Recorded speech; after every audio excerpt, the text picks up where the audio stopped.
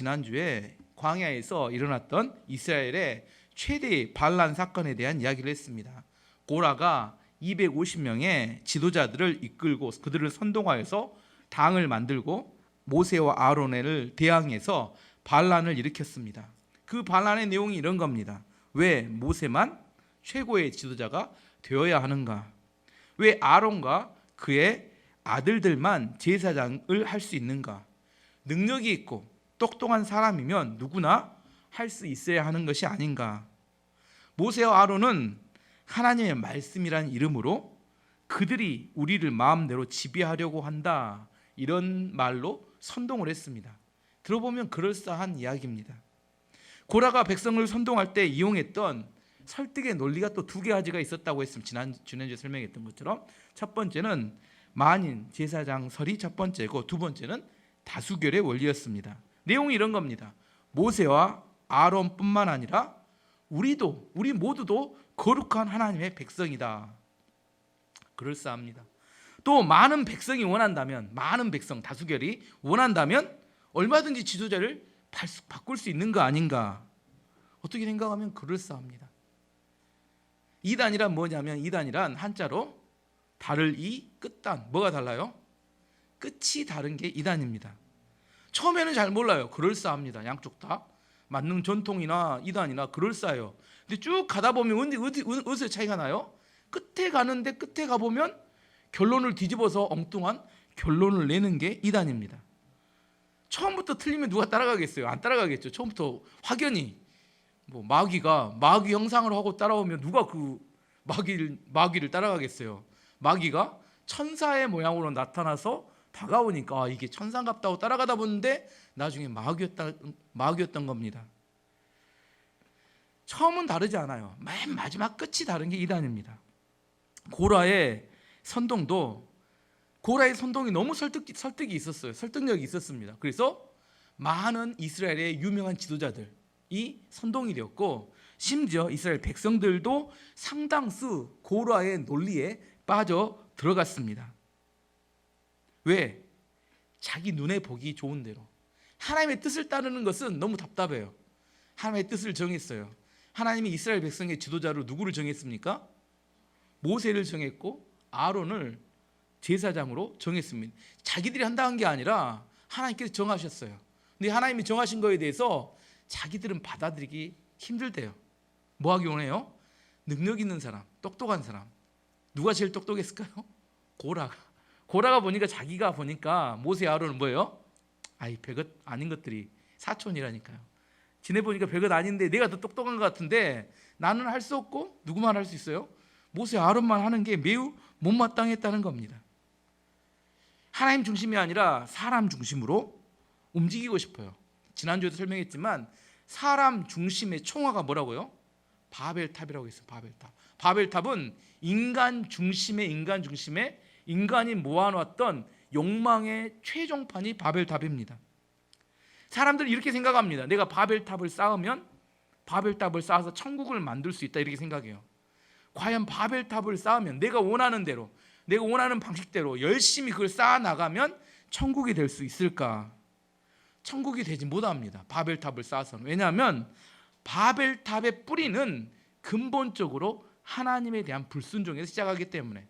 하나님의 뜻을 정하잖아요. 하나님께서 이걸 원하십니다, 이렇게 이야기하면 그걸 받아들이기 싫어요. 내가 쌓아서 천국을 만들어 보겠다는 게 바벨탑입니다. 그래서 바벨탑의 출발은 하나님에 대한 불순종에서 출발합니다. 근데 바벨탑 안에서 누가 리더가 됩니다. 누가 지도자가 돼요. 자기들끼리 하는 이야기입니다. 지도자가 되면 그 안에 있는 다른 사람의 생각을 뭐라고 생각해요? 아니, 왜 네가 지도자야? 그들은 다 출발이 뭐예요? 불순종에 출발했기 때문에 누가 지도자가 되면 따라주거나 순종할 의사가 없어요. 왜 네가 지도자야?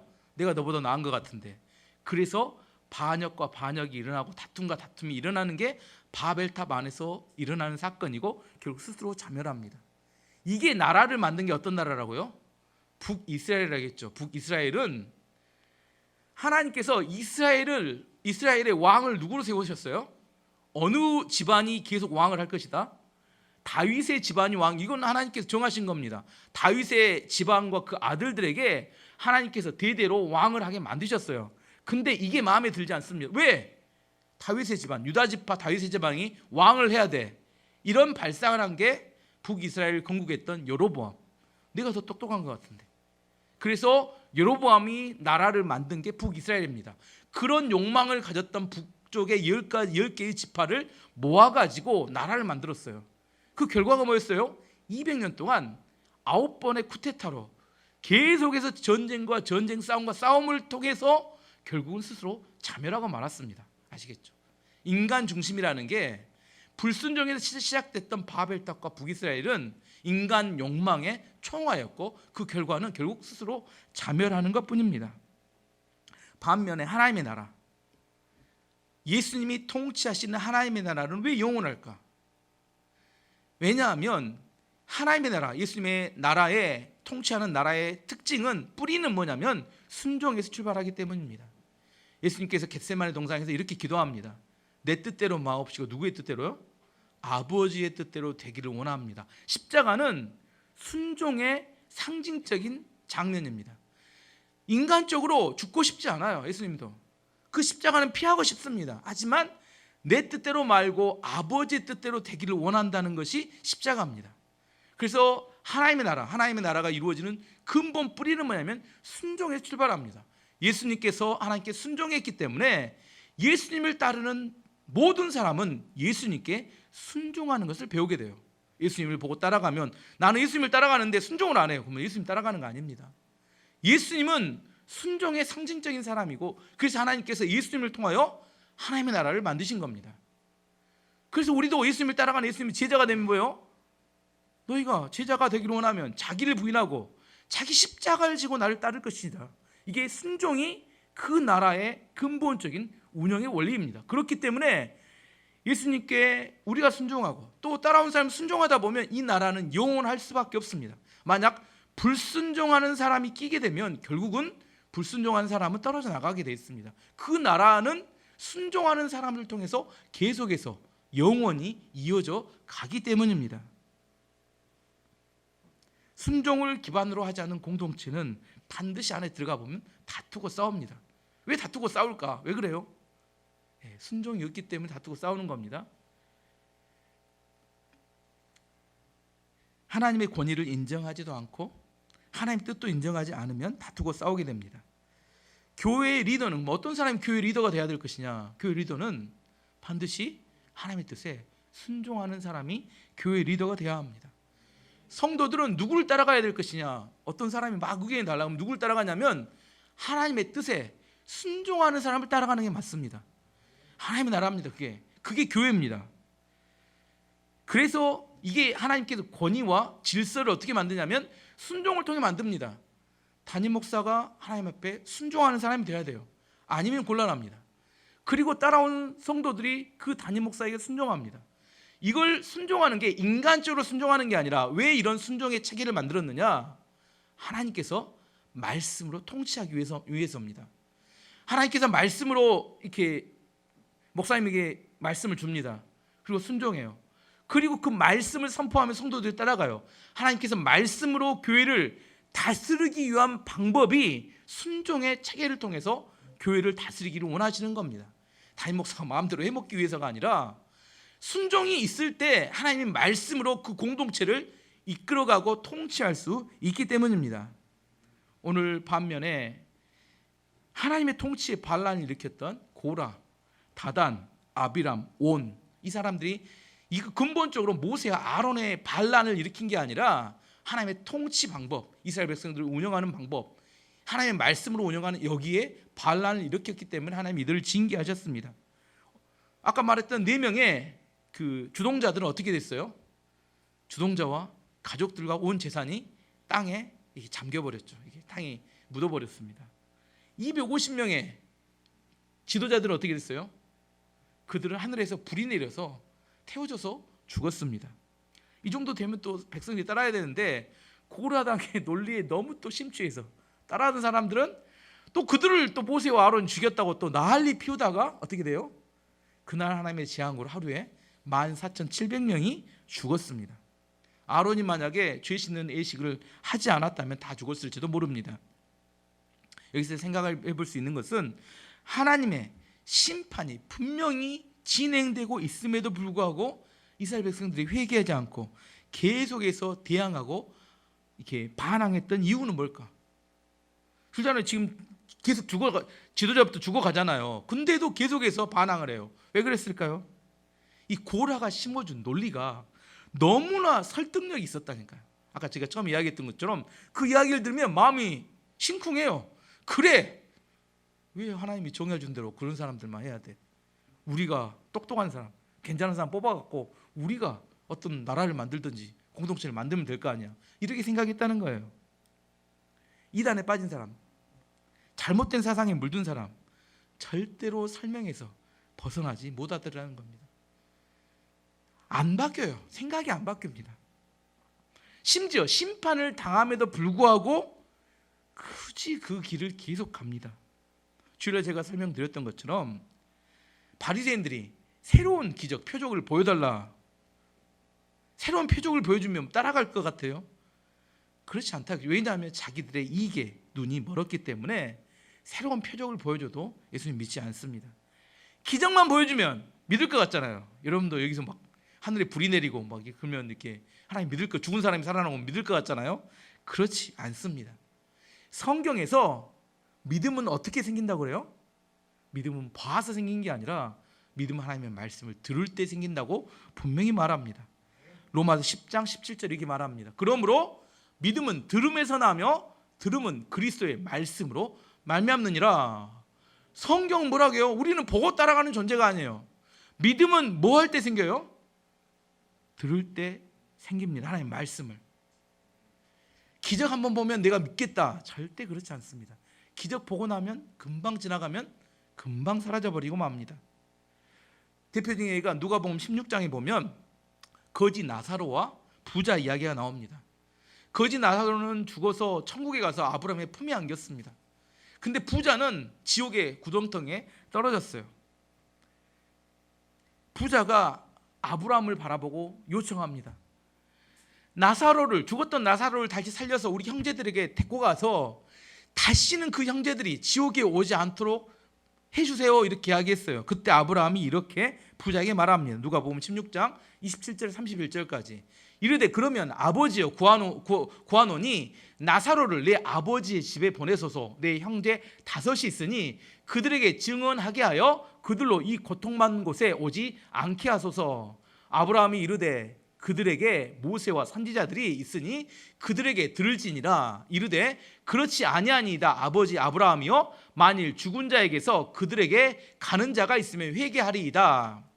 이르되 모세와 선지자들에게 듣지 아니하면 비록 죽은 자 가운데서 살아나는 자가 있을지라도 구원함을 받지 아니하리라 하였다 하시니라. 아시겠죠? 죽은 사람이 살아나면 믿을 것 같잖아요. 금방 잊어버립니다. 언제 그러냐시피 성경에서 주구장창 이야기하는 이야기는 뭐냐면 믿음은 어떻게 생겨요? 들을 때 생깁니다. 기적을 본다고 생기지 않아요. 기적을 보면 마음에 동기 유발은 하지만 기적이 우리의 믿음을 만들어내지는 않아요. 오히려 믿음을 방해할 때가 많습니다. 내 안에 뭐가 신기한 거 이루어지면 내가 하나님을 믿겠다, 헌신하겠다. 다 거짓말입니다. 제가 오래 목회를 해보면서 느끼는 생각은 다 거짓말입니다. 믿음 언제 생겨요? 말씀을 들을 때 생겨납니다. 제가 지금 전하는 하나님의 말씀이 믿어진다면 여러분 축복입니다. 이 믿음은 아무나 가지고 있는 게 아니기 때문입니다. 기적을 추구하지 마시고 내가 하나님의 말씀을 들을 때 생겨지는 믿음을 추구해야 합니다. 믿음은 기적으로 생겨나는 게 아니라 말씀을 들을 때 생겨나기 때문입니다. 어쨌든 고라당의 사건을 통해서 많은 사람들이 하나님의 심판을 받아 죽었음에도 불구하고 죽었어요. 그럼에도 불구하고 이스라엘 백성들의 마음에는 여전히 모세와 아론에 대한 불신이 남아 있었어요. 너무 설득력이 있었기 때문에. 반면에 이제 모세와 아론 입장에서 보면 이거 너무 화가 나고 정말 이렇게 좌절할 상황입니다. 생명을 걸고 애굽 땅에서부터 그들을 기적 같은 방법으로 노예에서 구원해냈고 홍해를 갈라서 인도했고 광야 40년 동안 그들 위해서 인도했고 중보기도 했고 그들 양육하기 위해서 헌신적으로 했는데 등에 칼을 꼽은 겁니다. 우리는 모세 아론 당신들을 지도자로 받아들일 수 없어요. 그렇게 말한 사람들이 누구냐면 모세 아론이 양육하고 길렀던 그 사람들이 이렇게 반란을 일으켰기 때문입니다. 너무너무 배신감에 좌절하고 이렇게 해서 더 사역을 해야 되나 하는 고민에 빠져 있는 그런 상황이었습니다. 그때 하나님께서 특별한 명령을 모세에게 말씀하십니다. 오늘 1절에서 5절까지 말씀 보면 여호와께서 모세에게 말씀하셨습니다. 이스라엘 백성에게 전하여라. 지파별로 지팡이를 하나씩 거두되 각 지파의 지도자에게서 지팡이 한 개씩 모두 12개를 거두어라. 그리고 지팡이마다 각 지도자의 이름을 써라. 레위 지파의 지팡이에는 아론의 이름을 써라. 각 지파의 우두머리마다 지팡이 한 개씩 있어야 한다. 그 지팡이들을 회막에 두되 내가 너희를 만나는 언약 앞에 놓아두어라. 내가 한 사람을 선택하면 그 사람의 지팡이에서 싹이 틀 것이다. 너희에게 늘 불평하는 이스라엘 백성의 버릇을 내가 없애버리겠다. 하나님의 명령은 이런 겁니다. 각 지파에 한 개씩 지팡이를 갖고 오되 그게 지도자의 이름, 대표 지도자의 이름을 써라. 그리고 하루 동안 회막 언약궤 앞에 놓아두어라. 그러면 거기에서 싹이 나는 그 사람의 지팡이가 이스라엘 지도자다. 원래 마른 지팡이에서 싹이 날 수 있을까요? 절대 안 납니다. 초과학적인, 과학을 뛰어넘는, 일상적으로는 도저히 일어나지 않는 싹이 나고 꽃이 피고 열매 맺는 하루 저녁에 그 사건을 통해서 누가 하나님의 선택한 지도자인지를 분명히 알려주겠다는 의도로 하나님께서 말씀하셨습니다. 실제로 그 다음날 장막에 가보았습니다. 8절 말씀 보면 이튿날 모세가 장막에 들어가 보니 레위 집안을 나타낸 아론의 지팡이에서 싹이 텄습니다. 더구나 지팡이에서 싹이 자라고 꽃이 피더니 간 복숭아 열매까지 맺혔습니다. 이 기적 같은 이야기죠. 뭐 실제로는 일어나기 어렵습니다. 싹이 나고 꽃이 피고 거기에 열매까지 맺혔습니다. 무슨 의미예요? 하나님의 뜻이 분명하다는 겁니다. 아론이 이스라엘의 지도자라는 사실을 분명히 말씀하시는 겁니다. 여기서 중요한 사실이 뭐냐면 하나님께서 쓰시는 지도자는 누가 선택해요? 하나님께서 선택하신다는 이야기입니다. 똑똑하다고 쓰임받는 거 아닙니다. 학벌이 좋다고 쓰임받는 거 아닙니다. 능력이 뛰어나다고 쓰임받는 거 아닙니다. 키 크고 잘생겼다고 쓰임받는 거 아닙니다. 교회 지도자는 하나님께서 선택하십니다. 제가 그래서 질문을 넣었습니다. 교회 후임 담임 목사는 누가 선택해야 할까요? 이제 알려줬으니 누가 선택해야 돼요? 하나님께서 선택한 사람이 되어야 합니다. 똑똑하고 능력 좋고 학벌이 좋은 사람 선택하면 교회 망합니다. 이 교회가 제 후임이 제가 떠난 다음에 아마 여러분이 선택하게 될 때 그런 사람 선택하면 여러분이 교회를 망하게 만들었다고 생각하시면 됩니다. 친하다고 선택하면 안 됩니다. 교회는 충분히 기도하고 하나님이 원하시는 사람이 교회 지도자가 될 때 그 교회는 정말 하나님의 축복이 머물게 됩니다. 어떤 사람이 세워지든가 똑똑하지 않아도 됩니다. 학벌이 좋지 않아도 됩니다. 뭐 잘생기지 않아도 돼요. 하나님이 세우신 사람에게 우리가 순종하면 하나님이 그 사람을 통하여 이 교회를 복주시고 인도해 가십니다. 이걸 믿으셔야 합니다. 다른 예를 하나 들어보면 어떤 교회에서 담임 목사 청빈하는 광고를 냈습니다. 이런 사람을 이렇게 담임 목사로 청빙합니다. 한번 여러분이 들고 한번 생각해 보세요. 첫 번째, 결혼하지 않고 혼자 사시는 분. 두 번째, 성질이 급해서 직원들을 막 자르는 사람. 세 번째, 감옥에 다녀온 전과자. 네 번째, 외모가 별로여야 함. 다섯 번째, 간질병이 있음. 여섯 번째, 설교할 때 십자가 설교 외에는 예화가 별로 없음. 일곱 번째, 한 교회에서 오래 있지 못하고 자꾸 옮겨다님. 여덟 번째, 과거에 예수님을 많이 핍박했던 사람임. 누굽니까? 사도 바울. 사도 바울이 담임 목사면 최고의 사역자죠. 그보다 더 뛰어난 사역자가 어디 있습니까? 하지만 인간적인 조건으로 따지면 최악입니다. 제가 읽어봤죠. 여러분 뽑겠어요? 이런 사람 뽑겠습니까? 최악입니다. 아시겠죠? 우리가 인간적인 기준으로 사람의 잣대를 대게 되면 그 사람은 도저히 가능성이 없어 보일 수 있습니다. 하지만 하나님께서 선택하시면 인간적인 조건으로 완벽함을 추구하면 망하는 겁니다. 우리 안에서 누가 지도자가 되어야 할 것인가? 하나님께서 정하신 사람, 그 사람이 최적의 사람이 될 수 있습니다. 아론의 예를 들어볼게요.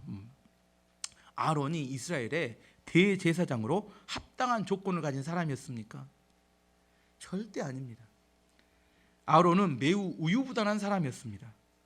모세가 40일 동안 시내산에 올라갔을 때 백성들이 우리가 섬길 신을 내놔라 하니까 백성들이 금을 가지고 오니까 그걸로 뭘 만들어요? 아론이 만들었습니다. 뭘 만들어요? 금 송아지 만들어 놓고 뭐라고요? 이것이 너희가 섬길 신이다. 이게 아론이다니까요. 두 번째, 미리암이 모세가 구스 여자와 결혼했다고 이건 도저히 인정할 수 없어 하고 반역을 일으킬 때 아론도 살짝이 숟가락을 올렸습니다. 이게 아론이다니까요. 세 번째, 아론의 4명의 아들이 있는데 그 중에 첫 번째, 두 번째 아들들은 다 제사장이었는데 나답과 아비후가 하나님이 정하시지 않은 다른 불로 분향을 했습니다. 그래서 둘 다 죽임을 당했습니다. 한마디로 아론은 자식 교육을 제대로 시키지 못한 사람이었습니다. 이스라엘 백성들이 이걸 들고 일어나서 청문회하듯이 공격하는 겁니다. 과연 이런 사람이 우리의 대제사장, 지도자가 될 자격이 있습니까? 어떻게 생각하세요? 인간적으로 봐서는 아론은 지도자가 되면 안 되는 사람입니다. 누구도 잘 알아요. 나는 아론 입장에 대보면 아론도 잘 알고 있습니다. 아론도 쓰임 받는다는 것 자체도 부담스럽고 그 하라고 한 것도 힘들어요. 감당하기도 어렵습니다. 그러면서 한편에 서운한 마음이 있어요. 내가 능력도 안 되지만 그럼에도 불구하고 최선을 다했는데 배척당하고 배신당했을 때 이런 상황 속에서 하나님께서 분명하게 뜻을 보여주시는 것이 바로 이 아론의 쌍난 지팡이입니다. 이스라엘의 대제사장은 아론과 그의 자녀들이 하게 될 것이다. 이것이 아론의 뜻이 아니라 분명한 하나님의 뜻임을 분명하게 보여준 사건입니다. 이 사건을 통해서 이스라엘 백성들에게 뭐라고 요구해요? 백성들은 아론을 지도자로 따라야 한다는 것을 분명히 보여주고 아론에게는 너의 자신의 능력을 보지 말고 너에게 맡겨진 사명에 집중하라고 말씀하시는 겁니다. 중요한 게 무엇이냐면 지도자는 사람이 세우는 게 아니라 하나님께서 세우는 것입니다. 잘나고 똑똑한 사람을 세우는 게 아니라 하나님께서 선택한 사람을 세우는 겁니다. 하나님이 선택하시면 교회가 해야 될 일은 그 선택된 지도자를 따르는 것입니다. 이게 하나님의 나라입니다. 하나님의 나라의 능력은 우리에게서 나오는 게 아니라 지금 하나님께서 지금 뭘 원하시는 거예요? 하나님의 능력의 통로를 만드는 겁니다. 말씀이 흘러갈 통로이기도 하고 능력이 흘러간 통로를 만드는 과정이 직분과 권위를 세워주는 겁니다. 아론이 똑똑해서가 아니라 모세가 똑똑해서가 아니라 그 사람들을 통해서 누구와 세워지든지 간에 그 권위를 인정하고 순종함을 통하여 그 공동체 안에 하나님의 능력과 하나님의 축복이 흘러가고 하나님의 말씀의 통치가 이루어지는 통로를 만드는 게 중요하기 때문입니다. 하나님이 통치하신다니까요. 하나님이 복을 주세요. 하나님의 능력이십니다. 인간이 하지 않지만 교회라는 공동체는 반드시 권위와 직분의 체계가 있어야 되기 때문에 그걸 만드는 겁니다. 누가 똑똑하냐? 그것은 세상 나라이지 교회는 아닙니다. 하나님 나라는 그렇게 이루어지지 않습니다. 좀 더 모세와 아론 입장에서 좀 더 설명해 보면 모세와 아론이 이스라엘 지도자가 됐잖아요. 근데 한 번이 아니라 여러 번의 권위에 대한 도전과 반역이 있었습니다. 어느 공동체든지 그 공동체를 보면 공동체가 형성되어져 가는 과정 중에 그 반역과 도전이 반드시 있습니다. 권위와 직분을 도전하는 도전이 반드시 있어요.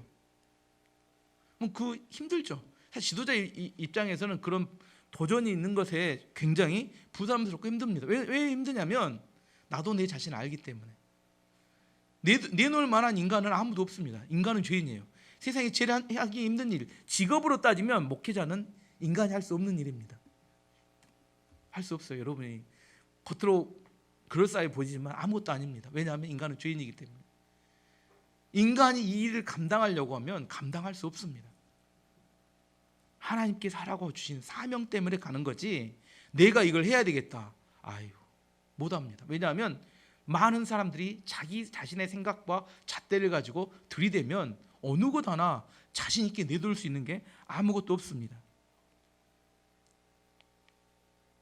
근데 그런 도전을 경험해 가면서 성장해 가는 겁니다. 왜? 하나님의 뜻이기 때문에 따라가는 것이기 때문에. 서울에 계신 어떤 목사님이 인터넷 지도를 봤대요. 인터넷 지도를 봤더니 서울에서 강화도까지가 몇 센치 안 되더라는 겁니다. 생각하기를 금방 걸어갈 수 있겠다. 기분이 너무 좋더래요. 강화도까지 걸어간다니까 기분이 너무 좋더래요. 그래서 옷을 갈아입고 나와서 걷기 시작했습니다. 근데 한참 걷다 보니까 한 20km 정도 왔는데 남한산성까지 왔어요. 근데 배가 고프더래요. 그래서 간단히 국수만 먹으려고 식당에 들어갔는데 고기를 먹고 퍼지셨습니다. 그래서 어떻게 해요? 버스를 타고 교회로 돌아왔다 합니다. 그러면서 그분이 하시는 말이 그래요. 생각에는 저항이 없었는데 현실에 들어가 보니까 너무 저항이 많더래요. 우리 생각은 행복해요. 생각만 하면 행복합니다. 생각으로는 새벽 기도도 계속 할 수 있어요. 행복합니다. 생각으로는 성경 읽기 너무 쉬울 것 같아. 생각으로 전도도 쉽습니다. 생각으로 교회 개척도 너무 쉬울 것 같아요. 생각으로 해외 선교 나간 것도 아무것도 어렵지 않습니다. 근데 그 중에 하나라도 여러분 실제 해보세요. 온갖 저항과 난간이 첩첩상중입니다. 그래서 믿음이란 뭐냐? 믿음이란 꿈을 현실 속에 집어넣는 겁니다. 꿈만 꾸면 어려울 게 아무것도 없다니까. 뭐든지 다 한다니까요. 하지만 현실에 집어넣으면 그때부터가 믿음입니다. 이 시대 교회의 문제는 뭐냐면 영적인 비만입니다. 배우기는 많이 배워요. 하지만 현장으로 가지를 않습니다. 그래서 보면 할 줄 아는 게 아무것도 없어요. 기도도 못해, 전도도 못해, 설교도 못해, 인내도 못해, 사랑도 못해. 할 줄 아는 게 아무것도 없어요. 근데 뭐만 있어요? 생각만 있어. 사랑은 하면 좋겠대요. 전도도 하면 좋겠대요. 하지만 실제 할 줄 아는 게 아무것도 없습니다. 어떤 여자 성도님이 이렇게 말했습니다. 이 세상에 가장 행복한 여자는 하와다. 왜 그러냐고 물었더니 뭐라고 하는지 알아요? 시어머니가 없기 때문이다.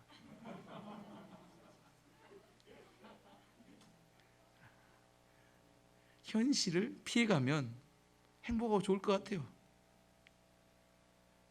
믿음은 현실을 피해가는 게 아니라 현실을 이기는 것을 말합니다. 주기도문에 뜻이 하늘에서 이루어진 것 같이 땅에서도 이루어지이다 이렇게 말합니다. 하늘에 있는 하나님의 뜻이 이 땅에 이루어지는데 많은 저항과 부딪힘과 싸움이 있습니다. 그 싸움을 이겨내고 이 땅에 하나님의 뜻을 이루는 것을 믿음이라고 합니다. 하나님께서 모세와 아론에게 쌍난 지팡이, 기적 같은 사건을 보여준 이유가 뭘까요? 보여줬더니 뭐라고요? 이놈 들고 다니면서 자랑합니다. 이렇게 나에게 쌍난 지팡이가 있대요. 으따 알리려고 막 간증 집회하고 돌아다닙니다. 그렇게 하라고 쌍난 지팡이를 보여줬을까요? 그게 아니라 그 말 안 듣는 나쁜 놈들, 배신자들, 내 등에 칼을 꼽았던 그 백성들 안에 들어가서 그들을 사랑하고 그들을 인도하라고 쌍난 지팡이의 약속을 보여주신 겁니다. 앉아서 아무것도 안 하면서 그걸 자랑하고 있는 것은 믿음이 아닙니다. 내 안에 주셨던 하나님의 약속을 붙들고 우리 현실의 삶으로 들어갈 줄 알아야 됩니다.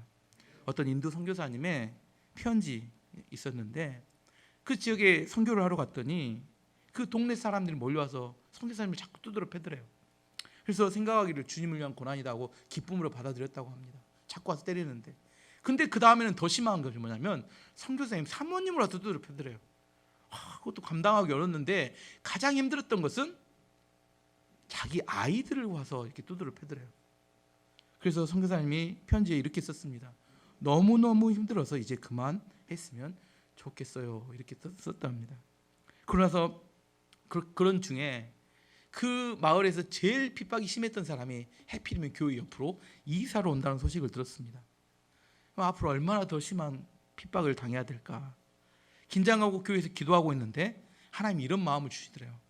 그 사람을 사랑하고 용서해라. 저는 당장 집사상으로 옵니다.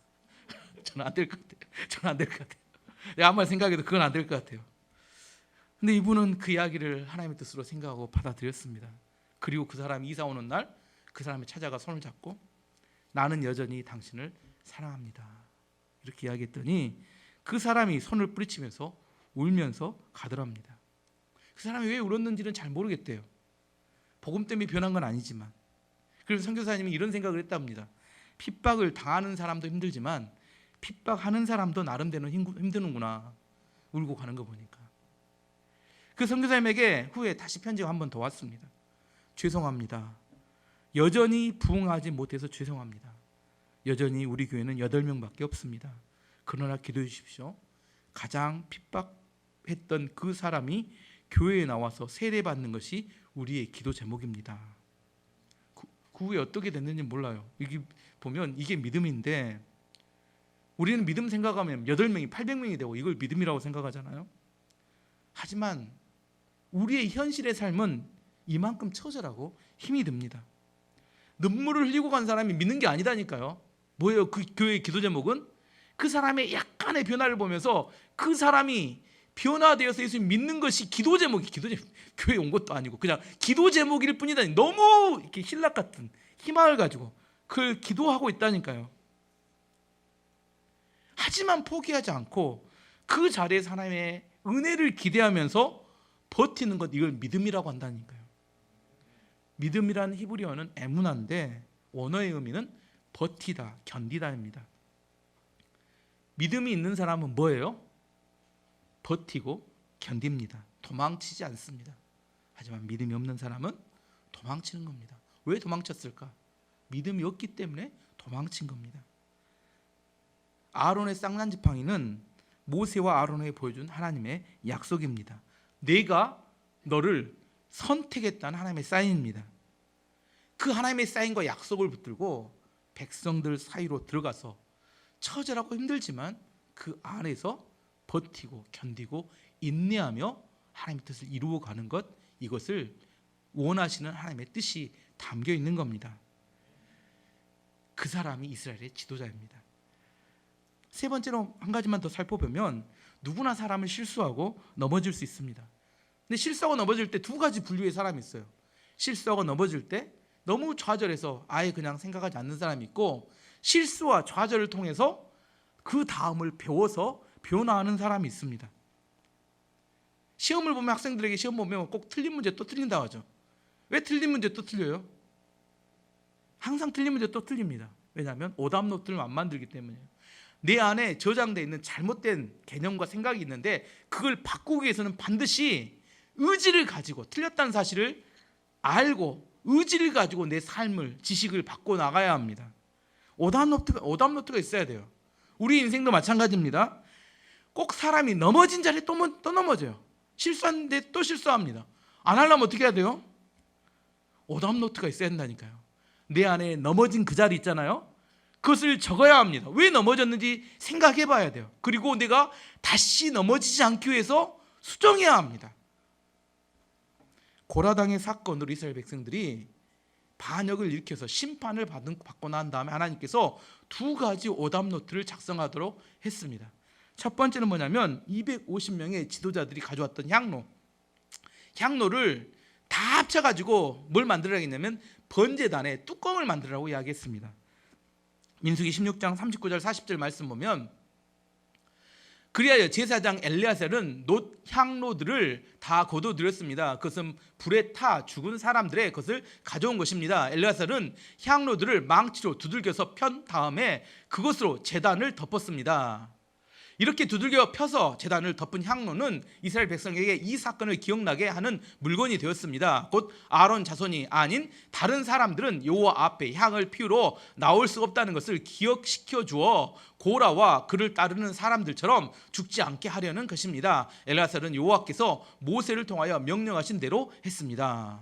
첫 번째는 250개 향로 있잖아요. 롯으로 만든 거. 그걸 다 두들겨 펴가지고 뭘 만들어요? 번제단, 짐승을 태운 번제단에 뚜껑을 만들어 덮었어요. 이스라엘 백성들이 제사 드리러 올 때마다 번제단에 뚜껑을 보면 뭐라 해요? 아하, 분향은 제사장이 하는 것인데 그걸 뛰어넘으려다가 심판받아서 많이 죽었지를 기억하라는 겁니다. 반역하면 어떤 결과가 나오는지 경고의 오답노트를 번제단 위에 하나 만들어 놓으라고 이야기했습니다. 왜? 기억하도록 하기 위해서. 두 번째는 아론의 쌍난 지팡이를 언약궤 앞에 두도록 했습니다. 10절 말씀 보면 이렇게 10절 말씀 보면 여호와께서 모세에게 말씀하셨습니다. 아론의 지팡이를 다시 가져다 놓아라. 그것을 언약궤 앞에 놓아두어라. 그 지팡이는 언제나 나에게 반역하는 이 백성에게 표적이 될 것이다. 이 지팡이가 나를 향해 백성이 불평한 것을 멈추게 하여 그들을 죽지 않게 할 것이다. 두 번째 오답노트는 언약궤 앞에 아론의 쌍난 지팡이를 놓아두고 이스라엘 백성들이 그 쌍난 지팡이를 봤을 때마다 불평하고 원망하면 어떻게 되는지를 기억하게 해서 다시는 죽임을 당하지 않도록 하기 위해서라는 겁니다. 사람들은 이런 큰 죄악으로 심판을 받게 되면 그 일을 기억하고 죄를 안 지을 것 같잖아요. 어떻게 생각하세요? 시간이 지나면 다 잊어버려요. 그래서 또 죄를 짓습니다. 남의 이야기일까요? 우리들 이야기는 우리들 이야기.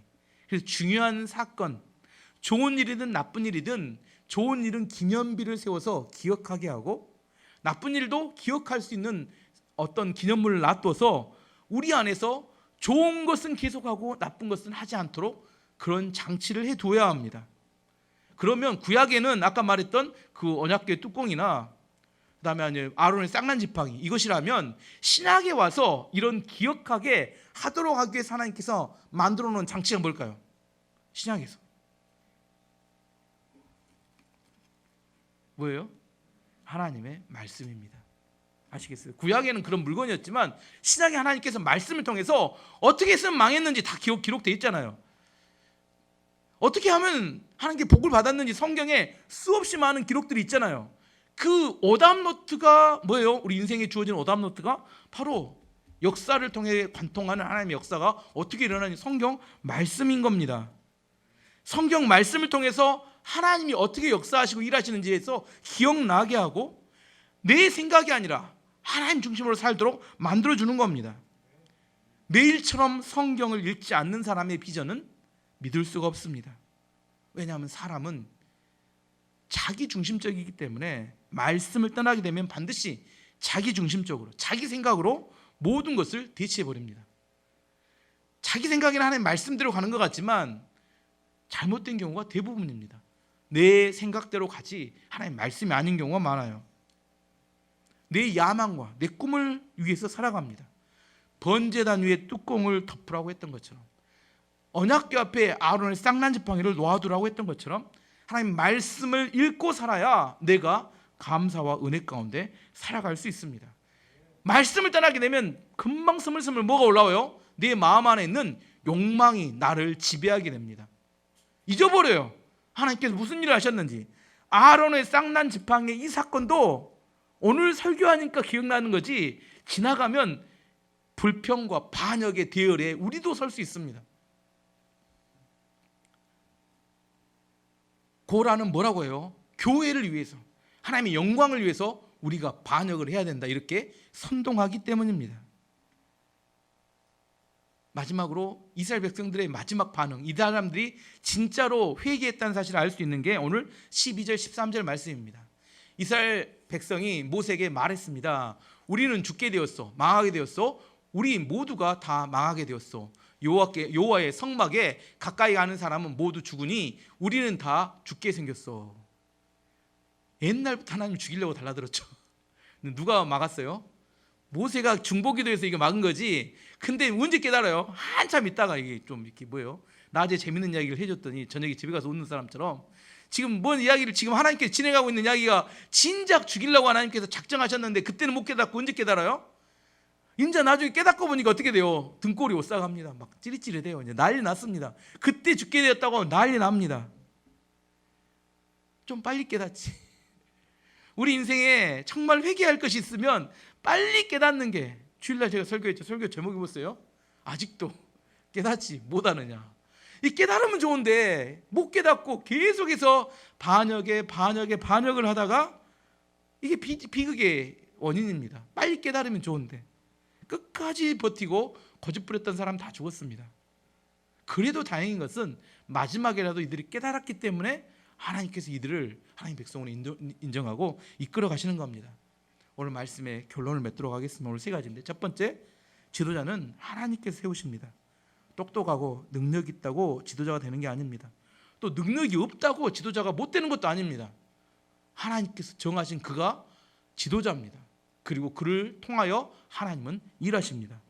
여러분, 이것을 이 교회가 받아들여야 합니다. 똑똑한 게 아니라 하나님께서 인정하는 게 가장 중요한 겁니다. 두 번째, 꿈은 저항이 없지만 현실은 저항이 많습니다. 아론의 쌍난 지팡이는 자랑하라고 준 것이 절대 아닙니다. 약속을 붙들었으면 반드시 현실로 들어가서 싸워야 합니다. 불필요한 싸움이 아니라 생명을 살리는데 집중해야 합니다. 마지막 세 번째는 실수를 통해서 배울 줄 알아야 합니다. 실수하고 또 실수하고 또 실수하고, 이건 어리석은 우매함일 뿐입니다. 실수해서 넘어졌어요. 그러면 어떻게 해요? 내가 다시 실수하지 않기 위해서 준비해야 합니다. 내 인생을 기록해놓고 오답노트를 작성해놓고 말씀에 기록하고 내 삶의 흔적을 남겨야 합니다. 그리고 다시 그 일이 반복되지 않도록 준비해가는 것, 하나님이 이스라엘 백성에게 그렇게 하도록 하셨습니다. 우리가 실수하지 않는 가장 좋은 비결은 하나님의 말씀을 매일처럼 듣고 읽고 내 인생의 그것을 삶의 시작으로, 하루의 시작으로 삼는 것이 가장 중요합니다.